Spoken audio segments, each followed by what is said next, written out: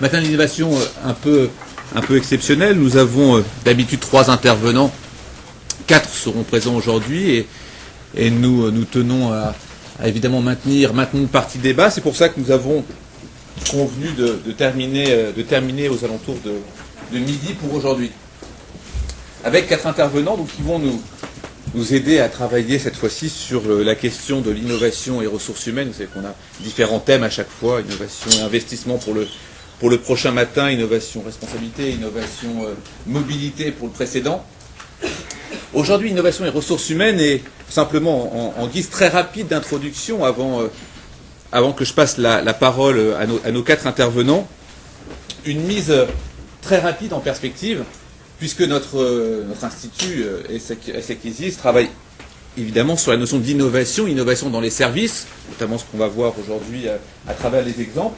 Innovation dans les services rappelle inévitablement le schéma naturel de James Esquette, professeur à Harvard, que vous connaissez évidemment, mais sur lequel il est important de revenir vraiment très rapidement en guise d'introduction pour ensuite savoir de quoi effectivement et comment nous allons travailler sur ces dimensions-là.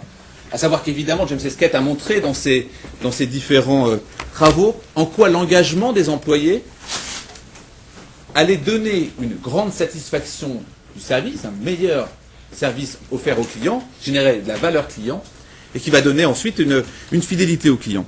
Et on ne va évidemment pas rentrer en détail, mais il semblait intéressant de le mettre en perspective avec dans quelle mesure le service va donner de la rétention des employés, améliorer leur productivité, donner cette satisfaction du client, rendre un client consommateur fidèle, et va générer une tension justement intéressante pour la profitabilité et le revenu de l'entreprise. Donc ce schéma-là que j'imagine que vous connaissez tous dans les services de James Esquette, qui rappelle ce triptyque entre les employés, le service et la satisfaction qui va donner un client fidèle, semblait simplement être intéressant à mettre en perspective pour notre question des ressources humaines, qui, on ne va pas rentrer évidemment en détail, mais qui, dans son historique des ressources humaines, travaille depuis fin du 19e jusqu'à aujourd'hui sur de l'innovation.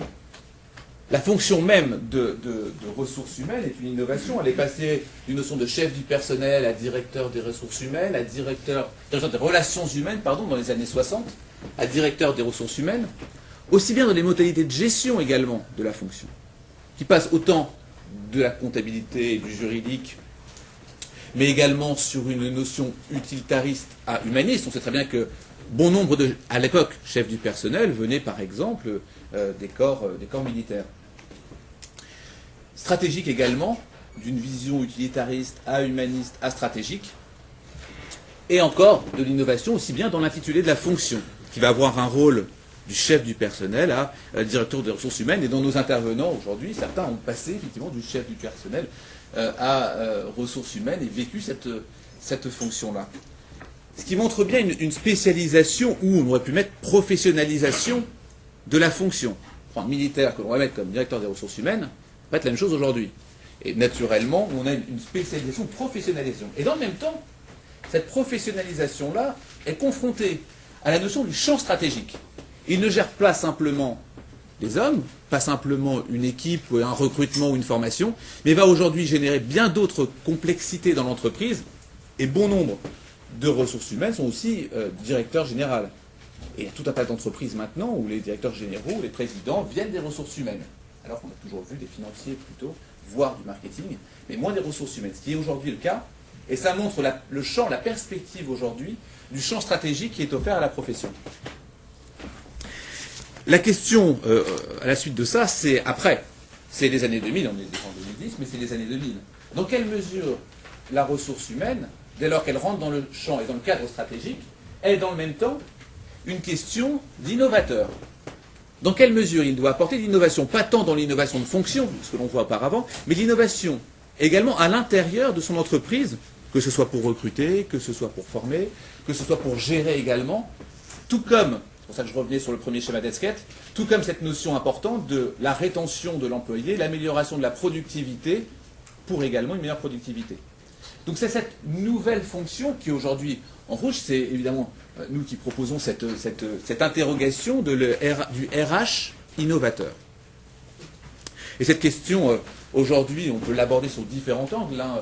Vraiment, à titre illustratif, on peut voir ce qui existe dans le microblogging, par exemple, hein, où essayer de générer une relation en amont avec des personnes qui ne sont pas forcément dans la fonction. Hein. On le voit à travers l'armée de terre, par exemple, qui, évidemment, dans sa relation des ressources humaines, s'intègre autant dans des vidéos de jeux que sur YouTube, par exemple.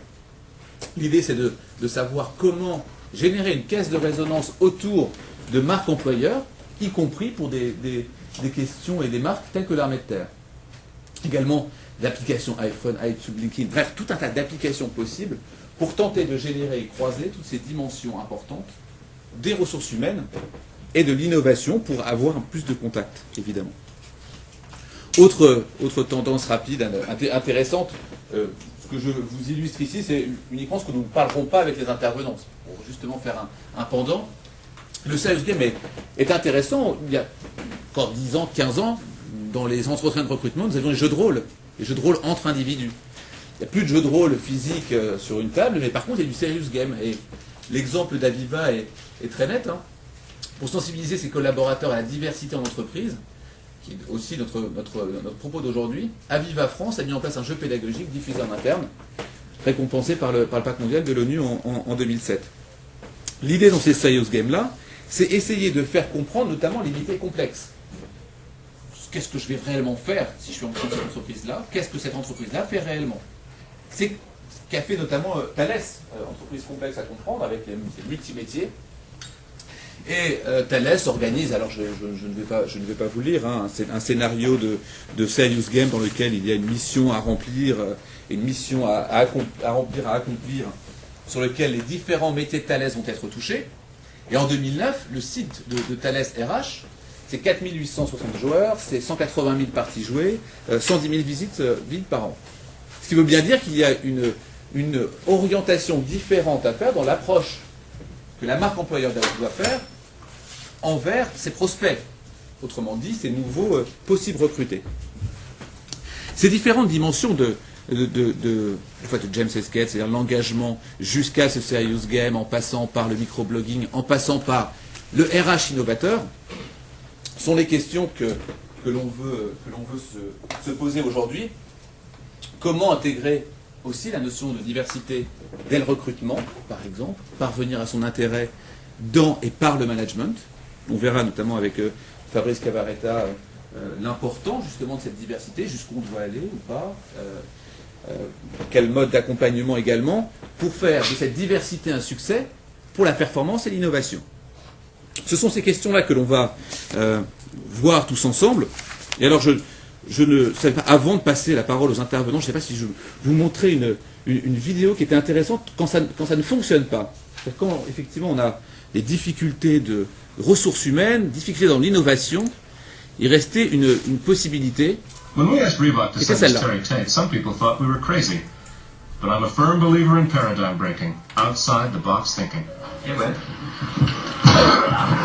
Break was over 15 minutes ago, Max! And since Terry's been with us, our productivity has gone up 46%.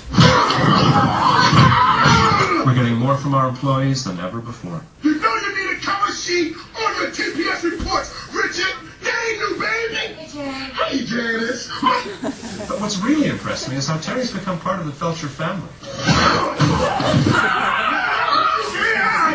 He fits right in here. That's a long distance call, Doug! To be honest, I wish Reebok sent us 10 Terry Tates.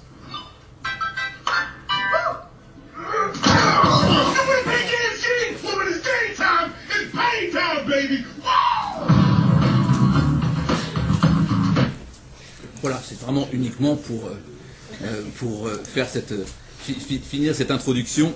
Avant de passer la parole à nos 4 intervenants, Fabrice Cavaretta, que je vais vous présenter rapidement, qui va nous parler de l'innovation et de composition de l'équipe, l'approche par le risque. Nous aurons ensuite Bruno Pavie, directeur des ressources humaines du groupe NGE, sur la diversité, insertion, innovation. Marguerite Martinon de chez EDF, qui nous parlera de la diversité des genres au sein de l'encadrement d'EDF Commerce. Enfin, Daniel Rabatel du groupe Flow, qui parlera notamment de la diversité dans l'hospitality.